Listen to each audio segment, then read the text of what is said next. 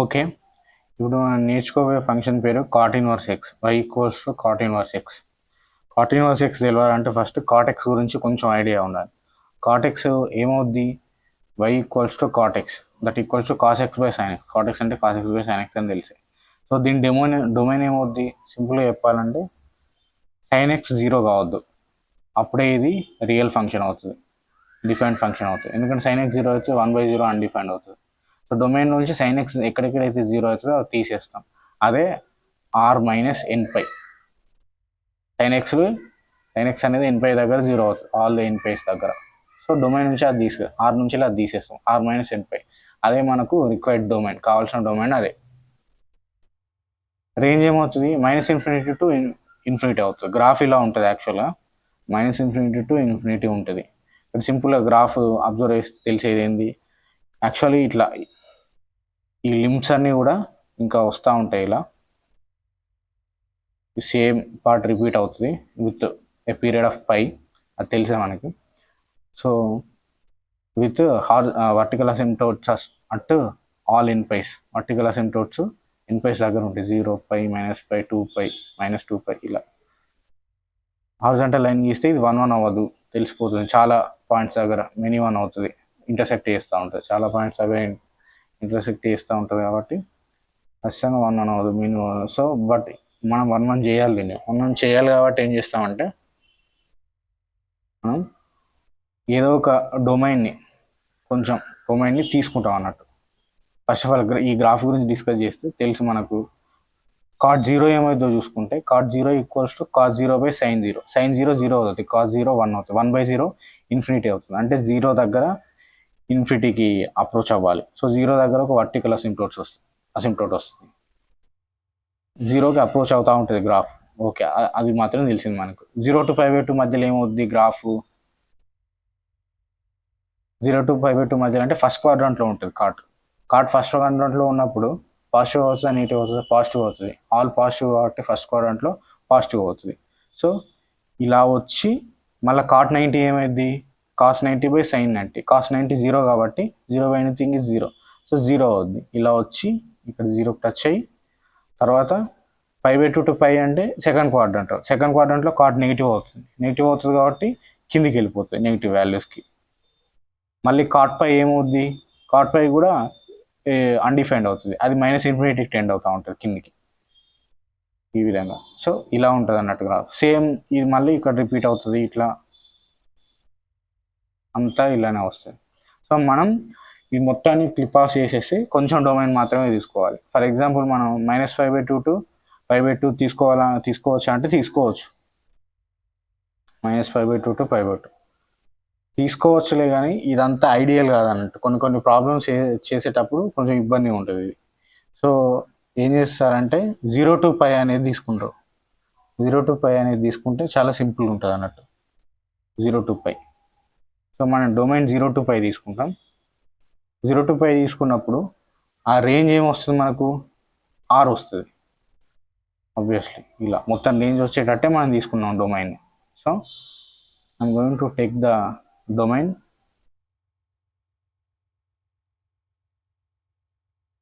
ఇలా గ్రాఫ్ తీసుకుంటే డొమైన్ ఏంది? ఆర్. డొమైన్ ఏంది? 0 to π అన్నట్టు. రేంజ్ ఏంది? ఆర్. ఇక్కడికి వచ్చే వరకు డొమైన్ ఏమవుద్ది? డొమైన్ ఆర్ అవుద్ది, ఎందుకంటే కాట్ ఇన్వర్స్ ఎక్స్ ఫంక్షన్ కాబట్టి మనకి ఇదేంది? డొమైన్ ఏమో ఆర్. 0 to π తీసుకుంటున్నాం మనం, జస్ట్ డొమైన్ 0 to π తీసుకుంటున్నాం. 0 to π ఓపెనా క్లోజ్డా అంటే ఓపెన్, ఎందుకంటే 0 దగ్గర అసిమ్టోట్ ఉంది, పై దగ్గర అసిమ్టోట్ ఉంది. సో 0 to π ఇది డొమైన్, ఇది రేంజ్ ఆర్, ఫుల్ ఆర్ అన్నట్టు, -∞ to ఇన్ఫినిటీ. ఇది కాట్ ఎక్స్ మనకు కావాల్సిన ఫంక్షన్, 1 1 ఫంక్షన్ అన్నట్టు. నార్మల్ కాట్ ఎక్స్ మినిమం ఉంటుంది, మనం 1 1 చేసేసినాం కాబట్టి ఆ ఫంక్షన్కి డొమైన్ ఇది, రేంజ్ ఇది. ఇప్పుడు కాట్ ఇన్వర్స్ ఎక్స్ అనే ఫంక్షన్ ఉంది, దీనికి డొమైన్ ఏమైంది? ఆబ్వియస్లీ ఈ 1 1 ఫంక్షన్ యొక్క రేంజ్ అనేది దీని డొమైన్ అవుతుంది, అంటే ఆర్. ఇది డొమైన్ అవుతుంది. రేంజ్ ఏమవుద్ది? 0 to π అవుద్ది, అంతే. సో మనం గీస్తే ఫస్ట్ ఫర్ రిఫరెన్స్, చిన్న రిఫరెన్స్ కోసం ఈ గ్రాఫ్ ఏదైతే 0 to π మధ్యలో ఉందో అది కూడా ఇక్కడ గీసుకుందాం. గీసుకుంటే బాగుంటుంది, తెలుస్తుంది ఎలా గీయాలి. π/2 వర్టికల్ అసిమ్ప్టోట్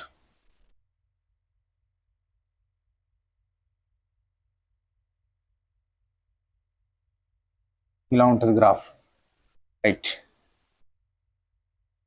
ఇప్పుడు ఇక్కడ ఎక్కడ ఉంటుందని పెడదాం, π/2 ఇక్కడ పెడదాం, సమ్వేర్ అరౌండ్ హియర్. ఇక్కడ 1 పెడదాం, ఇక్కడ 1 పెడదాం, జస్ట్ పాయింట్స్ మార్క్ చేద్దాం. ఓకే, y = x లైన్ ఎక్కడ ఉంటుంది, 1, 1 π/2, π/2. ఇది మళ్ళీ 0, 0.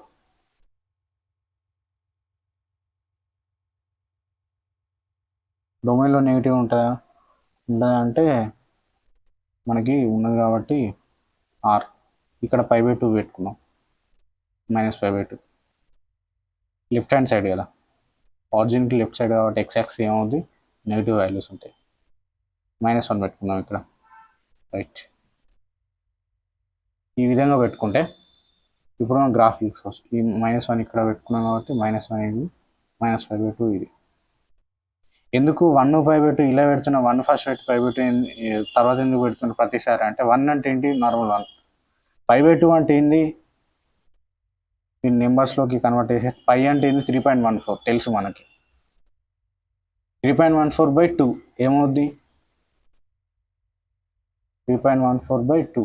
2 1s are 2, పాయింట్ పెడితే ఇక్కడ 1 వస్తుంది, 2 5s are 10, ఇక్కడ 1 వస్తుంది, 1.57.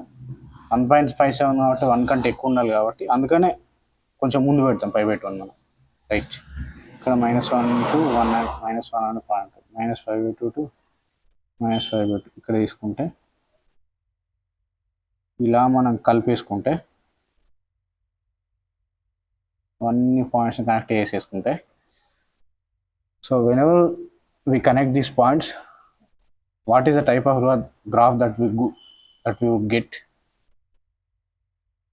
మనకి ఎటువంటి గ్రాఫ్ వచ్చింది ఇట్లా కనెక్ట్ చేసుకోవడం వల్ల, 1కి 1, π/2కి π/2, దీనికి అదే y = x అనే గ్రాఫ్ వస్తుంది.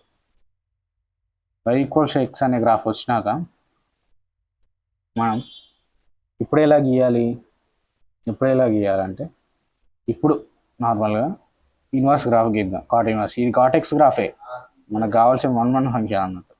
దీనికి ఇన్వర్స్ చేద్దామా, ఇన్వర్స్ ఎలా చేయాలంటే, ఏ పాయింట్స్ పెట్టినామో వాటిని ఇన్వర్స్ చేస్తే మనకు కావాల్సిన కాట్ ఇన్వర్స్ ఎక్స్ గ్రాఫ్ వస్తుంది. ఓకే, కాట్ π/2 ఏమైంది మనకి, cos 90 ఇక్కడ 0 అయింది కదా, ఇక్కడ నుంచి తెలిసిపోతుంది కాట్ π/2 0, cos 90/sin 90, cos 90 0 కాబట్టి 0. ఆ తర్వాత కాట్ 0 ఏమవుద్ది, cos 0 ఇన్ఫినిటీ అవుద్ది, అన్డిఫైన్డ్ అవుద్ది లేదా ఇన్ఫినిటీ అవుద్ది. అన్డిఫైన్డ్ అని పెడదాం, అన్డిఫైన్డ్. యూడి అంటే అన్డిఫైన్డ్, ఏదో అనుకున్నారు మళ్ళీ. ఆ తర్వాత పై పెడితే ఏమవుద్ది, ఇక్కడ కూడా అన్డిఫైన్డ్ వస్తుంది. సో మనం చూసుకుంటే దీన్ని ఇన్వర్స్ చేస్తే ఈ పాయింట్స్ని 0 పెట్టినప్పుడు π/2, అన్డిఫైన్డ్ పెడితే 0, అన్డిఫైన్డ్ పెడితే π, ఇలా వస్తుంది. సో మనం చూసుకుంటే అంటే ఫర్ ఎగ్జాంపుల్ ఇప్పుడు ఈ ఎక్స్ యాక్సిస్ మీద వాల్యూస్ పెట్టుకుంటే, ఏమొస్తుందో చూసుకుందాం. ఎక్స్ యాక్సిస్ మీద as it is going towards -∞, graph -∞కి వెళ్ళిపోతూ ఉంటే మనకి ఏం కావాలి, ఆన్సరు π అవుతుంది. ఎందుకంటే కాట్ 90 పెట్టుకుంటే ఏమొచ్చింది, కాట్ ఇన్వర్స్ ఎక్స్లో 0 సబ్స్టిట్యూట్ చేస్తే ఏం రావాలి, π/2 రావాలి. సో 0 పెట్టుకుంటే π/2, ఇక్కడ ఒక పాయింట్ ఉంటుంది. ఆ తర్వాత ఇంకో పాయింట్ ఏమొస్తుంది మనకు దీని నుంచి, ఇది ఒకటి మెయిన్ ఇంపార్టెంట్ పాయింట్ ఇది. ఆ తర్వాత ఇంకో పాయింట్ ఏంటంటే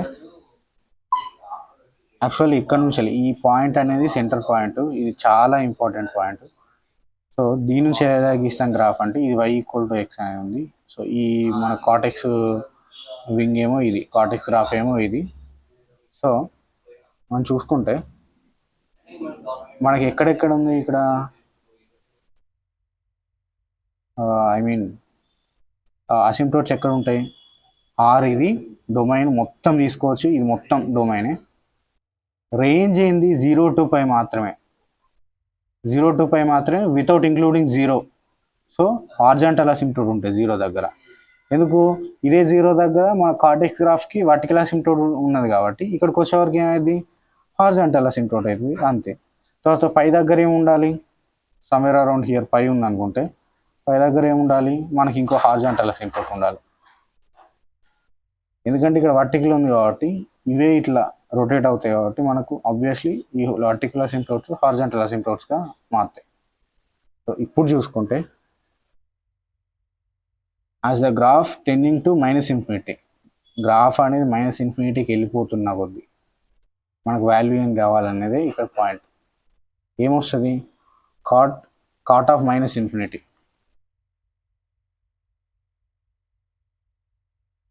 ఐ మీన్ నెగిటివ్ వాల్యూస్ అన్నీ పెట్టుకుంటూ పోతుంటాయి. కాట్ ఇన్ఫినిటీ ఎక్కడ వస్తుంది, ఫస్ట్ ఆఫ్ ఆల్ మనకి 0 దగ్గర వస్తుంది, π దగ్గర వస్తుంది. కాట్ 0 ఇన్ఫినిటీ, కాట్ π మళ్ళీ cot 0 = cos 0 which is 1, sin 0 1/0 infinity. Cot π ఏమవుద్ది, కాట్ π ఏమవుద్దంటే cos π sin π అవుతుంది. cos π ఏంది -1 బై sin π ఏంది 0, -1/0 -∞కి టెండ్ అవ్వాలన్నట్టు. సో మనకు దీని నుంచి తెలుస్తుంది 0 పెట్టుకుంటే ఇన్ఫినిటీకి, π పెట్టుకుంటే -∞కి వస్తుంది. ఏది cot graph. Cot inverse graph ఎట్లా ఉండాలి, ఇన్ఫినిటీ పెట్టుకుంటే 0కి టెండ్ అవ్వాలి. అంటే ఎక్స్ ఇన్ఫినిటీకి వెళ్తా ఉంటే గ్రాఫ్ 0కి టెండ్ అవ్వాలి. అంటే somewhere like this, somehow like this అట్లా వస్తుంది అన్నట్టు. అదేవిధంగా వాల్యూ మనం ఇక్కడ -∞ పెట్టుకుంటా అంటే గ్రాఫ్ ఎట్ వెళ్ళాలి, పై దగ్గరకు టెండ్ అవ్వాలి. -∞ అంటే ఇది, పైకి టెండ్ అవ్వడం అంటే ఇలా వెళ్ళడం. -∞కి ఇలా వెళ్తుంటే పైకి టెండ్ అవ్వాలి, అంటే ఇలా వస్తుంది. అండ్ మనకు ఇక్కడ y యాక్సిస్ని ఎక్కడ మీట్ అవుతుంది, ఈ పాయింట్ దగ్గర. ఇది చాలా ఇంపార్టెంట్ పాయింట్, π/2, 0. అదే 0, π/2 అవుతూ ఉంటుంది. 0 పెట్టుకుంటే π/2 వస్తుంది. 0 సబ్స్టిట్యూట్ చేసినాం అనుకోండి cot inverse xలో, cot inverse of 0 π/2 వస్తుంది. సో ఇలా వస్తుంది. దీన్ని చూసుకుంటే సింపుల్గా మన గ్రాఫ్ తెలిసిపోతుంది. ఏ లింబ్ ఇలా వచ్చి ఇలా ఉంది, ఈ లింబ్, దీనికి ఇన్వర్స్ లింబ్ ఏమవుద్ది, ఇది అవుద్ది. చెప్పినా కదా ఇట్లా వస్తుంది అని చెప్పేసి, ఇలా టెండ్ అవుతూ ఉంటుంది. దీనికి ఇన్వర్స్ లింబ్ ఏమవుద్ది, ఇట్లా వచ్చి ఇట్లా వెళ్ళిపోతూ ఉంటుంది. సో ఇలా వచ్చి ఇట్లా వెళ్ళిపోతూ ఉంటుంది. This is the graph of cot inverse x. Most important graph ఇది. ఇలా వచ్చి ఇలా వెళ్ళిపోతూ ఉంది. కాట్ ఇన్వర్స్ ఎక్స్ గ్రాఫ్ ఈ విధంగా ఉంటుంది. కొంచెం నీట్గా గీస్తే మనం ఇటు అంటే కాటెక్స్ రిఫరెన్స్ లేకుండా గీస్తే సింపుల్, ఇప్పుడు చూసే సింపుల్ ఉంటుంది. అది కొంచెం అండర్స్టాండ్ చేసుకోవడానికి అలా చెప్పా. ఏముంటుంది cot inverse x graph, just 0 దగ్గర, π దగ్గర హారిజాంటల్ అసిమ్ప్టోట్స్ ఉంటాయి. π/2 దగ్గరనేమో 0 అవుతుంది ఫంక్షన్ వాల్యూ. ఇలా π/2 దగ్గరకు వచ్చి తర్వాత ఇలా వెళ్ళిపోతూ ఉంటాయి. ఇదే cot inverse x graph, y = cot inverse x. ఇదే గ్రాఫ్, చాలా సింపుల్. ఇదే నేను ఇక్కడ చెప్పింది. కానీ కొంచెం ఏంటంటే ఇది y = cot x గ్రాఫ్ తీసుకొని చెప్పే వరకు కొంచెం డిఫరెంట్గా అనిపిస్తూ ఉంటుంది, కొంచెం పెద్ద ఉన్నట్టు అనిపిస్తూ ఉంటుంది, లాంగ్ ప్రాసెస్. సింపుల్గా గుర్తుపెట్టుకోవాలంటే ఇంతే. ఇవన్నీ ఒకసారి మళ్ళీ మొత్తం ఒకేసారి కలిపి చెప్తా, అప్పుడు ఇంకా ఈజీగా అర్థమవుతూ ఉంటుంది. రైట్, ఈ విధంగా ఉంటుంది గ్రాఫ్ అనేది. సో ఇప్పుడు మనం దీని ప్రాపర్టీస్ చూసుకుంటే కొన్ని ప్రాపర్టీస్ రాద్దాం దీనివి. ఫస్ట్ది, ఇది ఆడ్ అవుతుందా ఈవెన్ అవుతుందా, అది చాలా ఇంపార్టెంట్. ఆడ్ అవుతుందా ఈవెన్ అవుతుందా అనేది దాని ప్రాపర్టీ. ఆడ్ ఫంక్షన్ అవుతుందా ఈవెన్ ఫంక్షన్ అవుతుందా. It is actually neither odd nor even. ఎందుకంటే ఆడ్ అవ్వాలంటేనేమో it should be symmetric with respect to origin. Even అవ్వాలంటేనేమో it should be symmetric with respect to the y axis. ఇలా వచ్చిన graph ఇలా వెళ్తే symmetric, లేదా ఇలా ఉన్న గ్రాఫ్ ఇలా వచ్చేస్తే సిమెట్రిక్ అయ్యేది. ఇట్లా వచ్చి ఇట్లా వెళ్ళింది కాబట్టి నైదర్ ఆడ్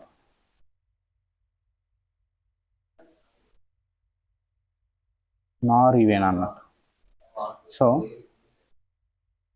ఇది ఇంక్రీజింగ్ గ్రాఫా డిక్రీజింగ్ గ్రాఫా సింపుల్గా తెలిసిపోతుంది. It's decreasing graph. ఎందుకంటే నెగిటివ్ వాల్యూస్కి వెళ్తూ ఉంటాను, పై అనే ఒక పెద్ద వాల్యూని అప్రోచ్ అవుతుంది ఈ గ్రాఫ్. పాజిటివ్ వాల్యూస్కి వెళ్తూ ఉంటేనేమో 0 అనే ఒక చిన్న మినిమం వాల్యూకి అప్రోచ్ అవుతాం. So it is decreasing, it is a decreasing function. చూస్తే తెలిసిపోతుంది డిక్రీజింగ్ ఫంక్షన్ అది. Third one is d/dx of cot inverse x. దాని డెరివేటివ్ ఏమవుతుందంటే, ఇంతకుముందు d/dx of tan inverse x ఏంది, 1/1 + x². అది ఇంక్రీజింగ్ ఫంక్షన్, దాని స్లోప్ అందుకనే పాజిటివ్ ఉంది. ఇది దిగుతుంది కాబట్టి దీని కూడా సేమ్ డెరివేటివ్ ఉంటుంది, బట్ విత్ మైనస్ సైన్. ఇది డిక్రీజ్ అవుతుంది కాబట్టి ఈ విధంగా. Okay, -1/1 + x². ఇది దీని derivative. So this is the whole pharma of cot inverse x. ఇలా ఉంటుంది దాని గ్రాఫ్.